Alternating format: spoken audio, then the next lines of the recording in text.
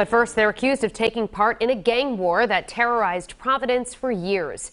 Good evening, I'm Shannon Heggie. I'm Mike Montecalvo. 4 men were sentenced in federal court today, sent to prison on charges they ran a criminal operation that sold drugs and engaged in violence. Target 12 investigator Tim White was in federal court today for the sentencing. He joins us now live in studio with the details. Tim?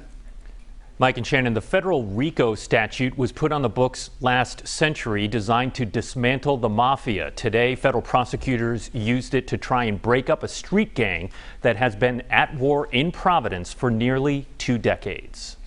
It could have been much worse. This video surveillance from inside a Providence Walmart shows a man federal prosecutors say is Montrell Johnson, identified by Providence police as a member of the Chad Brown gang.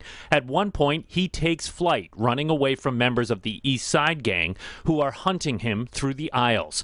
After escaping the store, police say Johnson and others from the Chad Brown crew then followed members of the East Side gang who were in this black SUV and opened fire. No one was hurt. But minutes later, the Chad Brown gang members spotted a white SUV they thought was part of the East Side crew and riddled it with bullets. Court documents show they got it wrong. The passengers inside the white SUV weren't gang members at all, but rather a young mother who had just dropped off her children. The woman was okay, but state and federal prosecutors say it's just one of dozens of examples that show how the street war between the two gangs is a threat to the public. The Chad Brown gang hails from the housing projects in Providence known as the Bricks, and police say has been fighting with the East Side crew since around 2005, a war that has included multiple murders on both sides, some unsolved. 4 members of the Chad Brown gang were sentenced Tuesday after pleading guilty to their roles in running the criminal organization. The crew admits to taking part in shootings, drug deals, and conducting what prosecutors described as a vigilante justice system imposed and administered by themselves.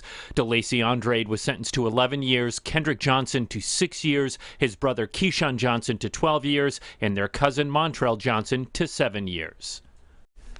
During sentencing, U.S. District Chief Judge John McConnell said he was sick and tired of hearing about shootings in Providence and told the defendants the only ones who can put an end to the senseless violence was them.